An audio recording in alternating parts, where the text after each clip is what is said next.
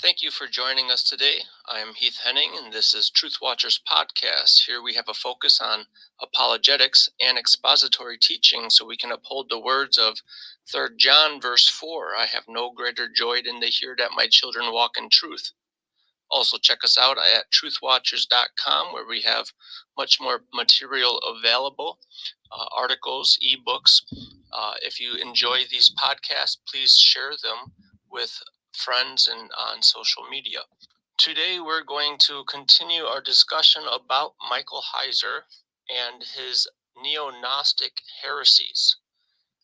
Today, we're going to be discussing one of the more disturbing doctrines that he's teaching, and oddly, I haven't seen anybody critiquing him actually focus in on this doctrine of Dr. Heiser, and that is the doctrine that men become gods. Yes, men becomes gods. This is what he's teaching, and nobody's really criticizing him over this issue. But it runs throughout his writings very, very thoroughly. It's no little thing of what he's teaching. It's not just a small reference here and there. It's a big concept for him to be teaching this. Now, before we get into this issue, I want to remind our listeners a few things, such as reiterating some of the discussions we've had before, such as when he refers to sons of God. It's a loaded concept for him because he's referring to the Ugaritic religion of El and Ashtaroth, who has the son Baal, and they have 70 royal sons. This is where his concept of the divine council comes from. And so he assumes that, like the Ugaritic religion, the Bible presents these sons of God terminology as actual gods, not just angels like most people would assume and most people teach. He thinks they're actual literal gods.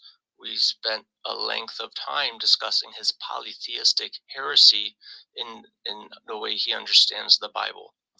Secondly, I want to remind everybody how he defines his word God, the Hebrew word Elohim.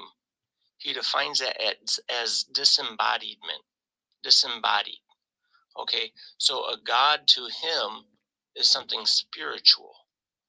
Now, these are relevant things to keep in mind when we start discussing deification, okay? Because it implies certain things, and it just shows how much more erroneous his theology is, and also it reveals how heretical his theology is. And some of the implications of this are major issues that I don't see other people criticizing him over. Okay? So we want to remind everybody those two aspects as we move forward into what he's teaching on deification of man. Now, because of my research over the New Age movement and Neo-Gnosticism, when I read ancient literature, I take a lot of notes about the concept of deification. So if people would be interested in it, my book is very thorough on discussing the idea of deification within ancient literature, how the Jews viewed it, and so on and so forth, and how they use such terminology. Very interesting, fascinating discussion, way too technical to get in on a little broadcast, a little podcast with 30 minutes. So we're not going to get into all that, but it is very interesting. So I'm going to start off reading some significant quotes from Dr. Heiser. He writes, "When we are made divine, glorified on the new earth, we all outrank angels." And that is in the Unseen Realm, page 58. He also writes, "The end result is not that glorified believers become angels. Rather, we are fully grafted into the glorious family council of God. Our already status is that regard becomes full reality at death. We join the heavenly children of God in a blended divine family and actually outrank angels in the new global Eden. What is he saying? One, we become divine. He uses the word glorified as a synonym. We think, continuing on, I don't know if I mentioned the last quote was his book Angels on page 177. All right, continuing on, he writes, our inheritance of the nations with Jesus at the end days, Revelations 3:21, is in a glorified, resurrected, divine state, unquote. That is in Unseen Realm, page 159. Notice he uses glorified, resurrected, divine state. By using the word resurrection or resurrected, it sounds like he's believing in the resurrection, but he's defining resurrection in a whole different way. And think about that, because that has implications when he's talking about the resurrection of Christ as well. That was the Unseen Realm, page 159. He goes on to make this odd comment, quote, Genesis 3:5 and verse 22 clearly tells us that Adam and Eve would become like gods, ka Elohim, only if and when they ate from the tree of knowledge of good and evil. This obviously means they were not gods, unquote.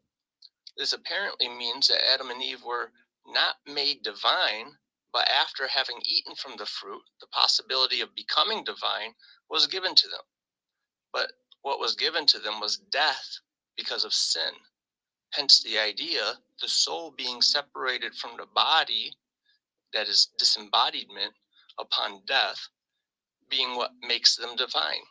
I don't know how else to interpret that expression that Heiser makes right there. That was a quote from his book, Demons, page 78. He further, another comment, quote from him is, quote, briefly, these threads weave a tapestry of the believer's destiny that culminates in being made divine. Christian theologians use various terms for the doctrine: glorification, deification, theosis, among them. The idea is not that we become the same as Yahweh or Jesus, but as John wrote, we shall be like him, 1 John 3:2. Believers are already partakers of the divine nature, 2 Peter 1:4. We are destined to reconstitute the divine counsel of Yahweh alongside his spiritual children, the sons of God, the members of the loyal heavenly host, unquote. That is from his book Angels, page 176. What in the world is he actually trying to say when he says we will not be the same as Jesus or Yahweh, but as John wrote, we shall be like him? He's quoting from 1 John 3:2. He further complicates his theology when he's stating we don't become divine on the same ontological level when he makes this quotation.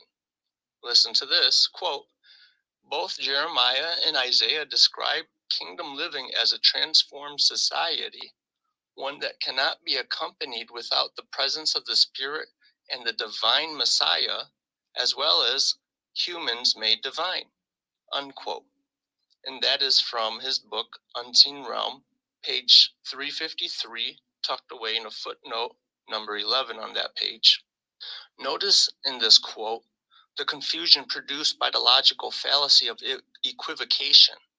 This logical fallacy is described as you use the same word within immediate context, but you're applying two different definitions to them. All right. In other words, the way he does that is he says he refers to a divine Messiah as well as the humans made divine, which being stated within immediate context, the term divine seems to place deified man on ontological level, the same nature as the divine Messiah. So he says in the previous quote we read earlier, we're not on the same level as Jesus in our divinity, but right here, he kind of just expressed exactly that. So what does he actually believe? All right. Because essentially his theology is a Baal backdrop, a Baal cycle backdrop for Jesus Christ. That is, just in the Ugaritic religion, you have Baal as the sons of God. You have Ashtaroth, the father, mother, the king, queen. But Baal is the vice regent. He's the top dog of these sons of God, and with these other 70 brothers of him, this royal divine council. All right, and Heiser places Jesus Christ in this backdrop, the Baal cycle.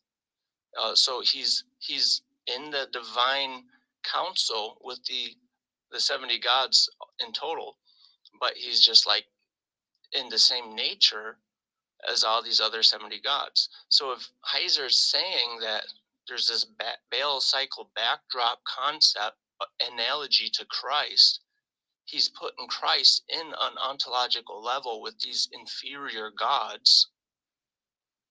And now he's putting us in the same level when we become quote unquote deified, because we replace that council and we become deified. So he says that he's not putting us on an ontological level of Christ, but if you actually follow his theological expressions with any level of consistency, it seems like that's exactly what he's teaching. All right. And it's hard to understand it in any other way. Notice this next quote: the corrupt divine sons of God in Deuteronomy 32:8. Whenever he referenced that, he's only referring to the Septuagint. Okay. The divine sons of God in Deuteronomy 32:8 would be displaced by new divine sons of God, glorified believers. So we become these sons of God. We're glorified believers. Hence, glorified believers are not resurrected believers. They are disembodied believers. All right. You have to remember his theology, his definition of things, and his system of theology as a whole. That was from Heiser's Unseen Realm, page 160. He reiterates again: when the nations of the earth are taken back by Yahweh, the lesser Elohim of those nations will be displaced by Yahweh's reconstituted council, his earthly sons and daughters made divine and set over the nations. Okay, so we're seeing the repeated theme. That's Unseen Realm, page 352. We're seeing the repeated theme. This is what he's talking about. I'm not misinterpreting him. It's all over his writings. All right. It's hard to misinterpret something that he puts so much stress on. People can't say I'm pulling this out of thin air. All right. Now, on his Naked Bible podcast, one of the podcasts he recorded was on the topic of the glorified body. And in it, he recommends a book by David Litwa, David Litwa. We are being transformed, deification of Paul's soteriology. Litwa is he got his degree from a Catholic university in Australia. Intelligent man, well versed in classical Greek literature. Okay, that's the pagan Greeks. He's well versed in the classics, and in his book, his whole concept of his work is applying how the Greek mind understood the idea of gods, and then pressing that into Paul's soteriology, his doctrine of salvation, which is very much a pagan interpretation of Paul. All right. And I have a thorough critique on Litwa's work in my book, The Unbiblical Realm, and expressing obviously the synchronizing of pagan thinking into the Bible to interpret this. which is obviously Gnostic, as I've been saying over and over and over in how many episodes of this podcast. But this is how Heiser really highly exalted this book of David Leetwa. But here's a quote from it. This is again M. David Leetwa, We Are Being Transformed, page 3. Quote, generally speaking, Platonism added or accentuated 3 elements of Jewish and later Christian models of salvation. First, it retrojected human proximity to God far back into the past. Platonism tended to think of this world as a fallen form of original proximity and salvation as a return to origins. Secondly, Platonism conceived of proximity to God in realistic ontological, that is, ontological terms. Likeness to the divine was likeness to God's immortal and supersensuous nature. Third, this realistic likeness to God was viewed as something already possessed, if only dormantly in one's own most inward self, the soul or the spirit. The goal of salvation was thus to become what you are, often by stripping away the aspect of the self which do not express and even undermine the true nature. Unquote. Again, that's Leetwa's We Are Being Transformed, page 3. So here he's defining his interpretation of Paul's doctrine of salvation within the context of Platonism. If you pick up a copy of the Nag Hammadi literature, the Gnostic scriptures, all right, and you read through it and look into footnotes over and over and over again, you see references to Platonism, and the maxim, the Delphi maxim of you are becoming what you are. That was a quote that he actually provided, become what you are. Now, there is a lot of good information in Leetwa's book. It was wrongly applied to Paul, but he did some good research that was relevant to the Greek mind and the Greek culture, and so on and so forth. I enjoyed reading the book. There's a lot to learn out of it, but it was so fallaciously applied to Paul. In fact, he writes in the conclusion of his book, and I'm actually surprised that he admits this comment in his book because it just undermines his whole book. And he basically says, if Paul read my book, he would disagree with it. Listen to it. He says, quote, likewise, I acknowledge that Paul, if he were given a chance to read this study, might resist my classification of aspects of his thought as a form of deification. For Paul, the ancient vocabulary of deification was something religiously other and unacceptable, unquote. And that's was on page 291. This is one of the few comments that in his whole book that I would agree with as far as assessing Paul's view on deification. So this popular maxim of the Delphi oracles, know yourself, or you become what you are, is exactly, that's the expression. Okay, in the Delphi oracles, know yourself, and it's the same expression or implying the same thing. You are becoming what you are. Same thing that Heiser is writing. It was frequently repeated in Gnosticism to express knowing yourself was to know God through the inner divine spark. Heiser expresses not just that we become gods, but we are already gods, just waiting to complete the process. He writes, quote, we are in the process of becoming what we are, the divine human children and household of Yahweh, unquote. That's the Unseen Realm, page 353. Notice the tense. What we are is present tense, while awaiting the process of becoming divine humans. Okay, that's a future tense. We already are divine. We're just waiting for the fullness of it. Heiser emphasis on his doctrine of deification is to help us know what we are, that we would know ourselves as gods. Does this sound very, very New Age to you? Does it sound very much like Mormonism to you? It should. Remember, the Mormon cult invited him to write an article for their theological journal. Let me go on with some more quotes from him.